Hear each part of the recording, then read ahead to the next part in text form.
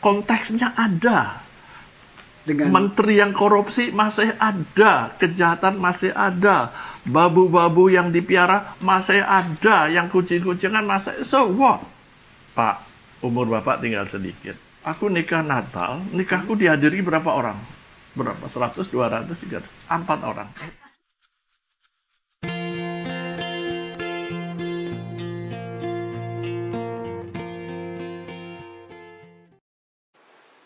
Persetujuan dengan Bung Karno. Bung Karno, kasih tangan, kita buat janji. Aku sudah lama dengar bicaramu, dipanggang oleh apimu dan digaremi oleh lautku. Bung Karno, sejak 17 Agustus 1945, aku sudah melangkah ke depan.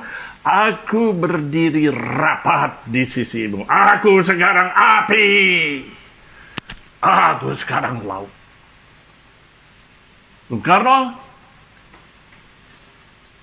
kamu dan aku adalah satu zat dan satu urat. Di zatmu, di zatku, kapal-kapal kita berlayar, dan di zatmu dan di zatku, kapal-kapal kita bertolak dan berlabuh. Ayo Bung Karno, kasih tangan, mari kita membangun Indonesia. netizen Indonesia, kita jumpa lagi di konten Bali Blow. Bali bicara, suara dari Bali untuk Indonesia. Semangat Bali.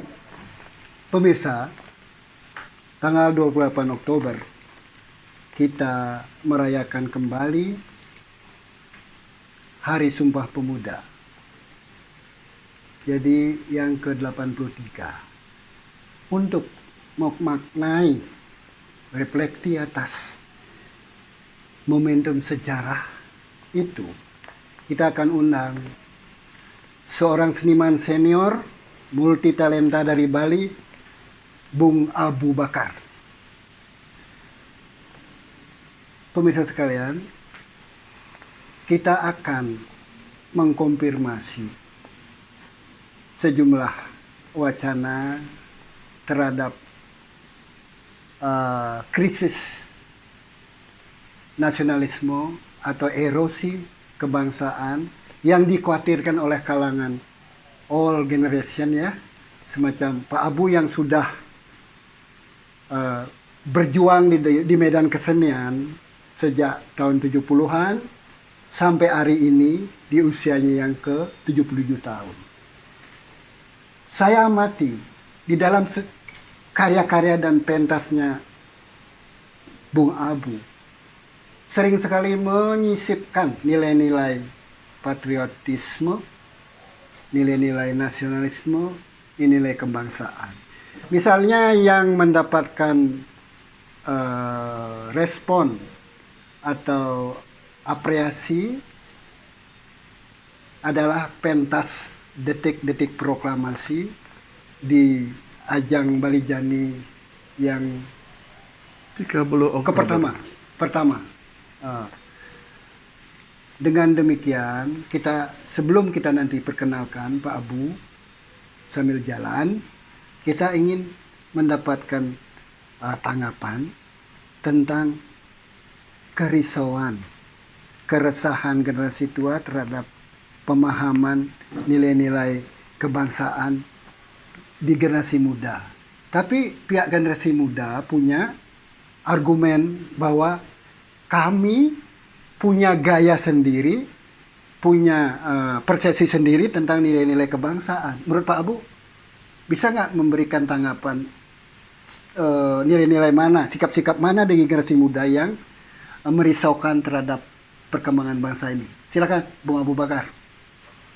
Ulang pertanyaannya, kalau lebih spesifik. Saya anggap Bung Abu Bakar dari generasi Gua all generation bisa memberikan tanggapan terhadap argumen generasi muda bahwa kami generasi milenial punya cara sendiri, punya interpretasi sendiri untuk mewujudkan nilai-nilai kebangsaan. Dia kasih contoh, seandainya Indonesia diserang oleh sebuah bangsa, kami pasti bangkit dan bersatu untuk melawan, membela bangsa kami. Itu yang terjadi pada tahun 45. Tapi sekarang kan udah berbeda, tantangan kita udah berbeda. Mereka bilang begitu. Oke, mungkin tanggapanku gini, Bar. Generasi, aku sekarang kan 78 ya, termasuk generasi. Aku lahir 44 ya, di Ritabanan. Terus sekarang sudah 78 tahun, dan aku sekarang boleh kata bergaul dengan anak-anak muda itu. Dan kebetulan anak-anak teaterku, sebagian besar muda. Sehingga boleh dikata karena pergaulan yang intim itu aku tahu semangat dan spirit mereka dan sebagainya. Yang khas pada generasi muda sekarang ya, mereka berada dalam satu era yang lebih terbuka. Tentu kalau dilihat dari segi nasionalisme, mereka kalah dengan kita, generasi. Kalau aku dengan bambu runcing ini. Tetapi generasi sekarang mempunyai satu kelebihan, mereka tingkat kecerdasan yang tinggi, kecepatan speed mereka tinggi, tetapi dia mungkin kalah matang dengan kita. Kematangan batin rohani kita punya, generasi muda speed punya ya, tetapi mereka ingin menyelesaikan pada first round, ronde pertama kita mengolor-ngolor seperti Ali, masih bisa bertahan sampai akhirnya kita menang pertandingan. So kalau dari segi daya tahan ya, masing-masing mempunyai kelebihan. Dia speed tinggi, dia ingin cepat, dan kita kematangan dalam batin rohani. Tetapi kalau dikorek-korek, betapapun kita sudah lama nasionalismeku, generasi tua, ayah kita masih kuat. Generasi muda ini karena dunia begitu terbukanya, mungkin dicarikan trik supaya mereka terbangun. Tetapi sebenarnya mudah membangun. Mahasiswa itu bergerak di jalanan, kasih merah putih, mereka luar biasa. Tetapi kemungkinan juga bisa diperalat ya, tapi cari kliknya untuk membangunkan mereka bisa. Aku yakin mereka bisa. Sekalipun dengan spirit yang sudah sangat terbuka menurut aku. Jadi mereka tetap saja bagiku Indonesia, sekalipun sudah bergaul dengan dunia internasional. Cuma aku tidak kecil hati bahwa ketika negeri ini memanggil mereka lalu melarikan diri, kukira ada. Cuma lain, kita kan berlapar-lapar, jadilah itu dicamatkan. Kan gitu. Bu, saya amati karya-karya Bung Abu Bakar, baik di pentas, kemudian pilihan puisi atau karya lain untuk dipentas ulang ya, diinterpretasi ulang tuh menangkap pesan nilai-nilai patriotisme, nasionalisme, misalnya dengan memilih karya-karya Rendra. Iya. Itu apa itu kesengajaan paham. apa? Aku paham. No, jangan lupa aku ini orang teater, ya. Kalau aku milih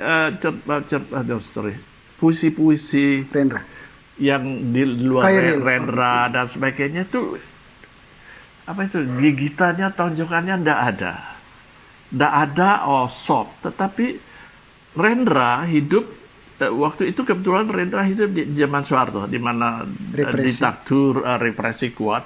Jadi dia menciptakan saja yang spiritnya perlawanan. Sekarang apakah memang pemerintah bagus? Ya, enggak juga. Mesti juga ada koreksi-koreksi. Kan korupsi sampai detik ini berjalan, kecurangan berjalan, KKN berjalan. Tiba-tiba aja aku instinktif dari aspek teater, dari aspek konten, aku lebih memilih Rendra, Taufik Ismail yang sekalipun dibuat tahun 70-an, tetapi kontekstual, Khairil masih hidup. Coba kata Khairil, perjanjian dia bilang kita adalah anjing yang hanya melihat sebagian dari sandiwara ini. tidak tahu Romeo dan Juliet berpeluk di kubur, atau coba kita adalah anjing yang hanya melihat sebagian dari sandiwara ini. Itu luar biasa. Kita mainkan dengan Intan Suryadewi, kita coba angkat sajaknya Sebatang Lisong. Kita saja agaknya pesan pencopet pada pacarnya. Konteksnya ada. Menteri yang korupsi masih ada, kejahatan masih ada, babu-babu yang dipiara masih ada, yang kucing-kucingan masih, so what? Dan aku mendapat kalimat, kalau saja itu dinyatakan keras atau punya motivasi tertentu, aku cuma menganggap begitulah caraku mencintai Indonesia, that's it. Begitulah caraku mencintai Indonesia. Ada mencintai Indonesia dengan cara soft, ada menarikkan, tapi aku lebih memilih cara yang mengingatkan orang-orang untuk tidak berbuat begitu. Artinya ada sekelompok seniman yang menghindari bahasa yang dipakai, tapi Mas Abu justru memilih bahasa itu dengan konsekuensi dianggap melawan, dianggap protes segala macam. Lihat Sapardi bagaimana saja. Dia halus tapi dapat. Tapi Rendra bukan vulgar, lebih gamblang caranya nonjoknya itu. Jadi masalah lebih pilihan. Gamblang, lebih kontekstual, lebih nyampe. Kalau si Sapardi lebih terbungkus, nice cara mencintai itu Sapardi. Cuma karena basicku teater, tentu aku memilih sesuatu yang bisa teaterikal lah dikit ketimbang di bawah soft. Aku bisa membawakan saja dengan soft, dengan kalkon bisa, tapi lebih teaterikal kayaknya lebih dapat lah itu. Mas Abu, terkait upaya merawat nilai-nilai kebangsaan terkait dengan Sumpah Pemuda, lebih dari 40 tahun Mas Abu berjuang lewat jalur kesenian, artinya mengabdi bisa di sektor mana saja. Ada yang memilih profesi dokter, guru, Mas Abu memilih jalur kesenian. Apakah Mas Abu yakin dengan pilihan jalur kesenian ini akan cukup berkontribusi untuk mengubah, memberi pemahaman, memberi pencerahan kepada generasi penerus? Aku ini tipe orang yang gelinding saja. Aku sebenarnya tidak, waktu SMA aku tidak pernah berpikir akan menjadi seniman. Paman, ayah, ibu itu kan tentara, polisi, bengkel, tentara, polisi, bukan bengkel. cita-cita seniman sama sekali. Terus tiba-tiba aku menjadi seniman itu betul-betul keluar jalur, loh what's gini. Kemudian aku tidak pernah memimpikan kesenangan. Kesenangannya ya berteater. Aku lalu waktu itu kan ada zaman partai.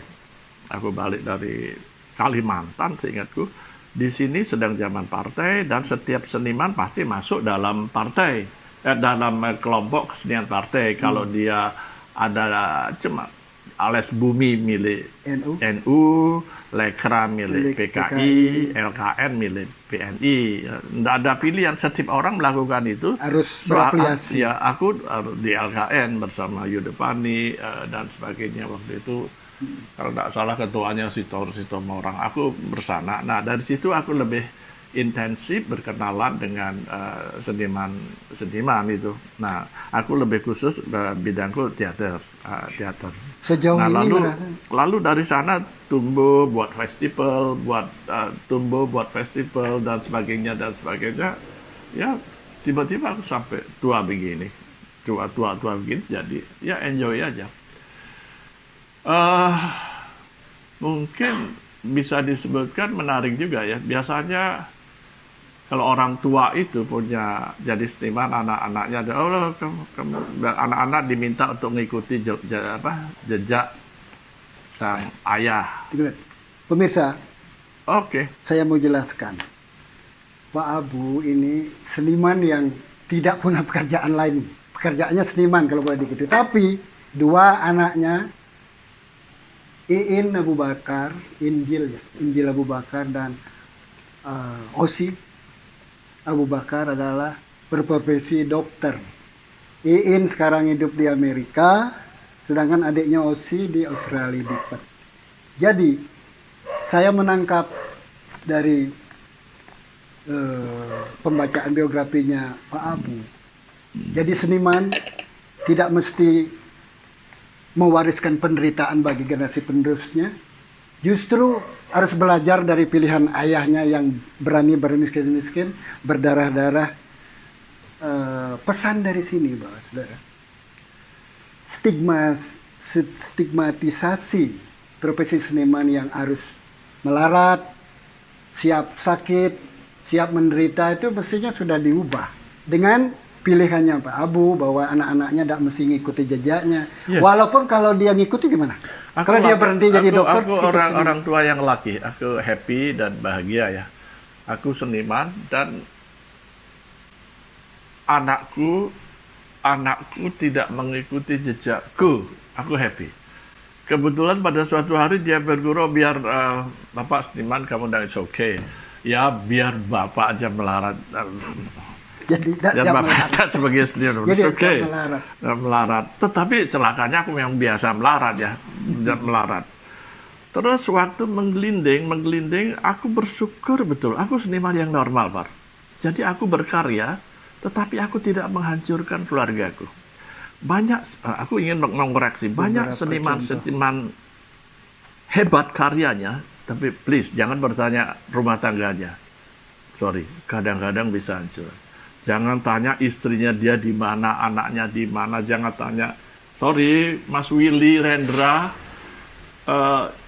mungkin dia tidak tahu anaknya di mana, istrinya berapa, terus anaknya si Tardi di mana. Banyak kasus cerita-cerita begitu, dan aku tidak siap untuk itu. Aku sangat kompromi. Rumah tangga jalan, anak jalan, istri jalan, rumah bersih.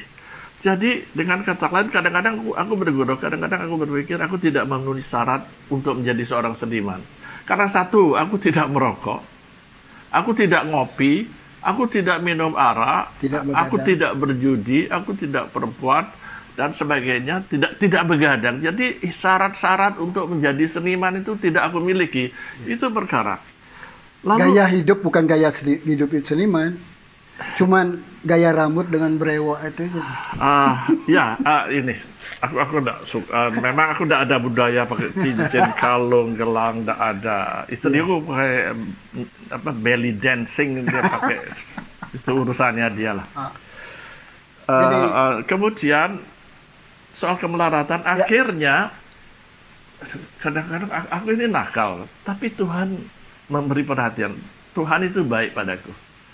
Aku nakal, aku kacau, tapi entah bagaimana kedua anakku hap. Dia menjadi dokter yang bagus. Dia lulus, percaya enggak? Dia lulus di Fakultas Kedokteran sini cum laude. Oh, jangan main-main untuk sekedar lulus. Cari kedokteran sulat, malah anakku lulus cum laude. Terus dia ke Amerika. Jangan coba-coba dokter Indonesia bisa lolos di Amerika. Dia ambil standarisasi dulu. Dan anakku lulus. Gila enggak? Lulus. Jadi sekarang sudah 15 tahun lebih di Amerika. Dia menjadi dokter. Bayangkan, dokter di sini aja dokter mempunyai tingkat kemakmuran yang tinggi, apalagi di situ. Itu yang membuat aku bisa bolak-balik ke Amerika. Sorry. Terbantah. Jadi stigmatisasi bahwa seniman harus melarat itu sudah harus ditinggalkan ya. Jadi sebenarnya terima kasih yang tidak terhingga dari anak-anakku itu. Dia merasa berhutang banget, padahal dia utangnya apa sih? Aku cuma menyiapkan bukunya waktu kecil, ibunya dapat sarapan, tidak banyak yang kubuat. Tapi terima kasih anakku kepada kami itu tidak ketulungan, melebihi.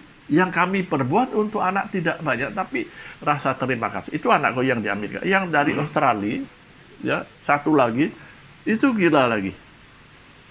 Dia cerdasnya luar biasa, tetapi dia lulus di anti-aging di Udayana dengan nilai yang sangat bagus. Terus kalau mobilnya orang itu kan Toyota apa ada, mobilnya apa?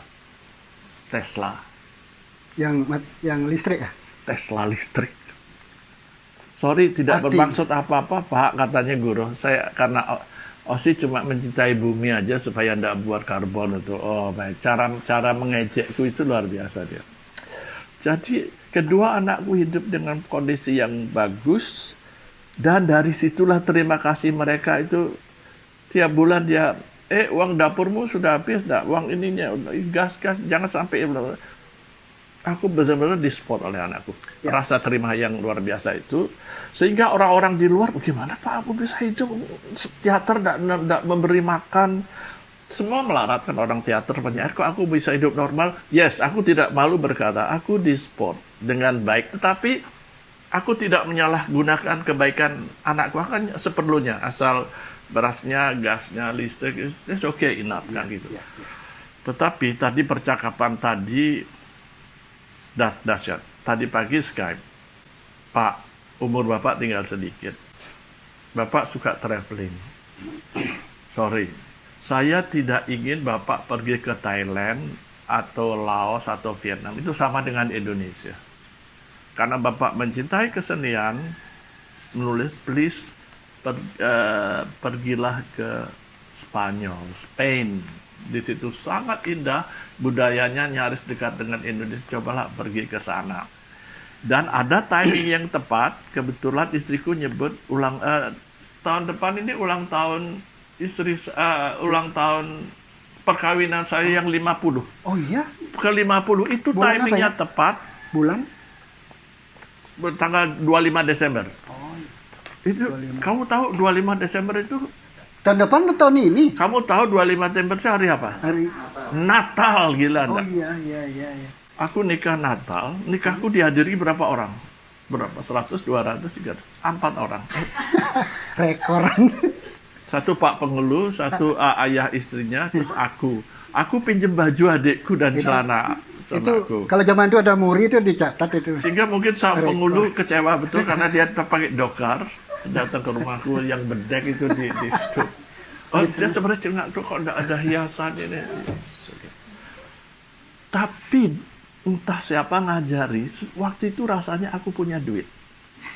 Aku punya duit tapi seperti tidak ada gunanya. Oh, duit itu kamu perlukan nanti setelah nikah.